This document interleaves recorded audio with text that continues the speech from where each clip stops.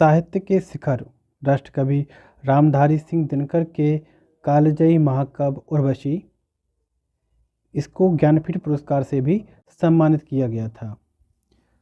उर्वशी को अगर हम देखें तो यह केवल एक कविता या महाकाव्य नहीं है, बल्कि यह आत्मा और शरीर, देवत्व और मनुष्यत्व, प्रेम और मुक्ति के शाश्वत द्वंद्व को अपनी गहराई में समेटे हुए एक दार्शनिक चिंतन है। उर्वशी के तृतीय अंक में इसके नायक हैं पुरूरवा और नायिका हैं अप्सरा उर्वशी। तो पुरूरवा और उर्वशी के मिलन, उनके प्रेम की चरम सीमा और उस प्रेम में निहित अतृप्ति और मुक्ति की प्यास को दर्शाया गया है। यहाँ हमें मनुष्य की वासना और आध्यात्मिक उत्कंठा का अद्भुत समन्वय देखने को मिलेगा। तो हम तृतीय अंक की शुरुआत करते हैं। सबसे पहले इसमें संस्कृत के ऋग्वेद का श्लोक लिया गया है, उसकी एक पंक्ति है, पढ़ें। पुरूरवा पुनरस्तम परेहि दुरापनावात इवाहम अस्मि, ऋग्वेद। इस श्लोक की पंक्ति का अगर अर्थ देखें तो ये श्लोक कहा गया है उर्वशी के द्वारा पुरूरवा को। वो कहती है पुरूरवा पुनरस्तम परेहि, यानी कि पुरूरवा पुनरस्तम यानी कि पुनः धन अस्तम से बना है, यानी कि पुनः अस्त हो जाओ और चले जाओ। दुरापनावात इवाहम अस्मि, दुरापना का अर्थ होता है जिसको प्राप्त करना दूभर हो, मुश्किल हो। दुरापनावात, मैं कैसी हूँ, प्राप्त करने योग्य नहीं हूँ, हवा जैसी हूँ जिसको नहीं पकड़ा जा सकता, तो इसलिए तुम मुझसे दूर चले जाओ, अलग चले जाओ। तृतीय अंक की जो शुरुआत होती है वो गंधमादन पर्वत पर होती है। परीक्षाओं में कई बार ये प्रश्न पूछा गया है। तो पहला जो पद है उसे कहते हैं पुरूरवा। पढ़कर देखें पद को। जब से हम तुम मिले न जाने कितने अभिसारों में, रजनी कर श्रृंगार सितासित नभ में घूम चुकी है।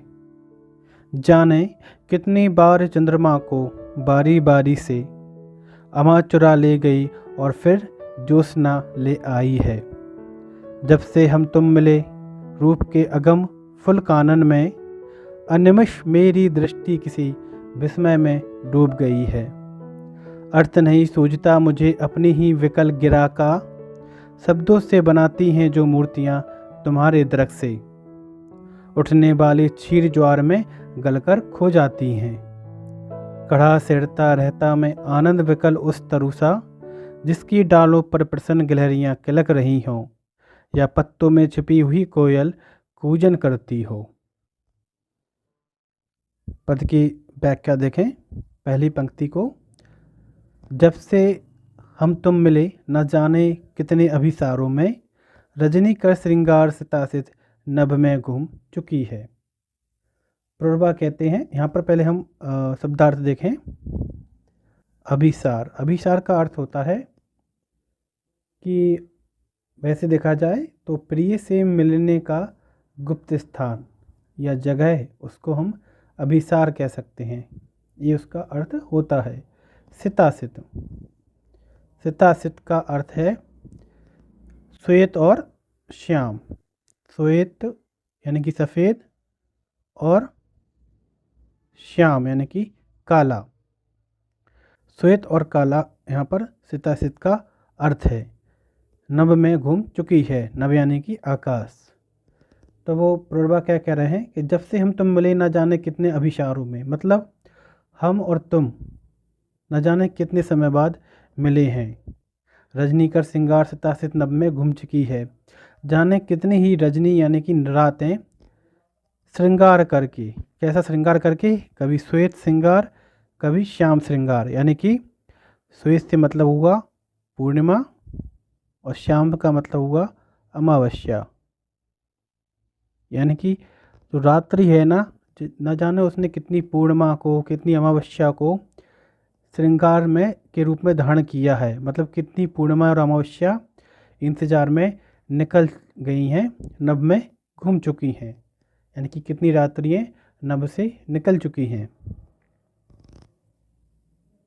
आगे देख, मतलब इसमें वो ये बताना चाह रहे हैं कि जो प्रेम उनका है उसमें समय का आभास मिट गया है और हर रात उनको कैसी लग रही है, प्रेममयी लग रही है, प्रेममयी प्रतीत हो रही है। किसको? पुररबा को। आगे देखें अगली पंक्ति, जाने कितनी बार चंद्रमा को बारी बारी से अमा चुरा ले गई और फिर ज्योत्सना ले आई है। मतलब वो कह रहे हैं कि यहाँ पर शब्दार्थ देखें, चंद्रमा का है अमा यानी कि अमावस्या, ज्योत्सना यानी कि चांद का प्रकाश या पूर्णिमा। जाने कितनी बार चंद्रमा को बारी बारी से अमा चुरा ले गई और फिर ज्योत्सना ले आई है। तो बता रहे हैं कि कभी जो अमावस्या है ना, वो रात को अंधेरा कर देती है और चांद को छिपा ले जाती है। और फिर कुछ दिनों बाद क्या होता है, चांदनी उसी चंद्रमा को या चांद के प्रकाश को, ज्योत्सना को वापस ले आती है। यानी कि प्रेम में दिन रात, अमावस्या, पूर्णिमा, ये सब चक्रों का पता ही नहीं चलता है। आगे की पंक्ति देखें, जब से हम तुम मिले रूप के अगम फुल कानन में, अनमस मेरी दृष्टि किसी विस्मय में डूब गई है। पुररबा कह रहे हैं कि जब से हम और तुम, पुररबा और उर्वशी, रूप के इस अगम, अगम यानी कि जहाँ नहीं पहुँचा जा सके वो अगम होता है। ठीक है, इसको अगर लिखा जाए संस्कृत के उसमें अगम में, ठीक है। तो हम तुम रूप के इस अगम फुल कानन, फूलों के बने हुए वन में जब से मिले हैं, अनिमष मेरी दृष्टि, अनिमष, अनिमिष यानी कि एक टक देखना या पलकों को बिना झपकाए देखना, एक टक देखना, ये शब्दार्थ परीक्षाओं में पूछे जाते हैं। अनिमष मेरी दृष्टि किसी विस्मय में डूब गई है, जो मेरी दृष्टि है, पलकें हैं, बिना झपकाए एक टक किसी विस्मय में डूबी हुई हैं, यानी कि सोच विचार में डूबी हुई हैं। उर्वशी का यानी कि जो सौंदर्य है उसको देखकर वो कैसे विस्मय में डूब गए हैं और आँखों को वो झपका नहीं पा रहे हैं, केवल खुली हुई हैं उनकी, और एकदम एक टकी लगाते हुए उसको देख रहे हैं उर्वशी को। अगली पंक्ति देखें, अर्थ नहीं सूझता मुझे अपनी ही विकल गिरा का, शब्दों से बनाती हैं जो मूर्तियाँ। ये लाइन यहाँ पर कंप्लीट होगी, ठीक है, ये अलग से है कि अर्थ नहीं सूझता मुझे अपनी ही विकल गिरा का। यहाँ पर विकल यानी कि व्याकुल, गिरा यानी कि वाणी या कहे हुए हमारे वचन, शब्दों से बनाती हैं जो मूर्तियाँ। बता रहे हैं पुररबा कि मुझे अपने ही शब्दों का कोई अर्थ नहीं सूझ रहा है कि मैं तुमसे क्या कहूँ या क्या ना कहूँ। जो मेरी वाणी है वो इतनी व्याकुल हो गई है, विकल गिरा यानी कि उनकी वाणी व्याकुल हो गई है। शब्दों से बनाती हैं जो मूर्तियाँ, मतलब मेरा जो मन है जो शब्दों की रचना करता है, कि तुम जो वाक्य बनाता है कि मैं तुमसे क्या कहने वाला हूँ आगे, लेकिन तुम्हारे दृग से यानी कि उर्वशी के नेत्रों से, तुम्हारे दृग से, इसकी पंक्ति आगे होगी पूरी, तुम्हारे दृग से उठने वाले क्षीर ज्वार में गलकर खो जाती हैं। क्या बता रहे हैं वो कि उर्वशी के नेत्रों से उठने वाले क्षीर ज्वार, क्षीर यानी कि दूध और ज्वार यानी कि एक तरीके का तूफान या सागर, जैसे कि ज्वार भाटा जो उठता है समुद्र में, कि उसके नेत्रों से उठने वाले जो क्षीर ज्वार है उसमें गलकर खो जाती है। जो मूर्तियाँ उन्होंने शब्दों की बनाई थी उनसे कुछ कहने वाले थे कि उर्वशी इतने दिनों बाद मुझे क्यों मिली, लेकिन उर्वशी के नेत्रों की जो क्षीर ज्वार है उसमें वो खो जाते हैं, उनके शब्द वो निरुत्तर रह जाते हैं, कुछ कह नहीं पाते हैं। आगे की पंक्ति देखें, खड़ा सहरता रहता मैं आनंद विकल उस तरुसा, बोल रहे हैं कि मैं खड़ा हुआ सहर रहा हूँ, काँप रहा हूँ, किसकी वजह से? आनंद की वजह से, डर की वजह से नहीं। आनंद विकल, आनंद में व्याकुल होकर वे कैसे सह रहे हैं? उस तरूसा, उस वृक्ष की तरह। किस वृक्ष की तरह? आगे देखें। उस वृक्ष की तरह जिसकी डालों पर प्रसन्न गिलहरियाँ किलक रही हों, जिसकी डाल पर गिलहरियाँ प्रसन्न होकर उछल कूद करती हैं या किलकारी मारती हैं, उस तरह से वो हो गए हैं पुररबा।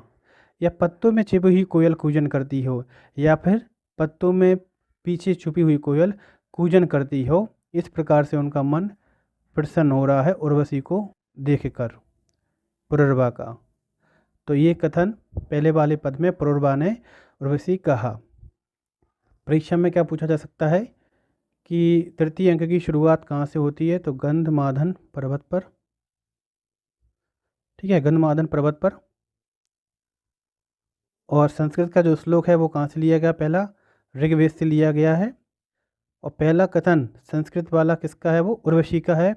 और दूसरा जो कथन की हिंदी में शुरुआत की है वो किसका है?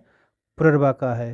तो पेपर में जो पहला पद है, इसकी जो लाइन अपने पढ़ी है पंक्तियाँ, इनमें से कोई भी वो एक दो पंक्तियाँ दे देगा और पूछेगा कि ये पंक्तियाँ किस पात्र की हैं। ठीक है, अंक का नहीं पूछेगा क्योंकि पता है सिलेबस में तृतीय अंक है, तो वो पात्र के नाम पूछ सकता है। तो ठीक है, इस रचना में हम आगे भी पढ़ सकते हैं अलंकार, इसकी साहित्यिक विशेषताएं, लेकिन वीडियो बहुत बड़ी हो जाती है और लोग बड़ी वीडियो को देखना इग्नोर करते हैं। तो इसकी अगली वीडियो आएगी जिसमें हम पद संख्या 2 की व्याख्या करेंगे। आपको एक एक करके पद चाहिए या एक साथ 4-5 पद चाहिए या फिर पूरी उर्वशी की व्याख्या एक साथ चाहिए, वो ज़रूर बता दें, मैं उसी हिसाब से व्याख्या करके बता दूंगा।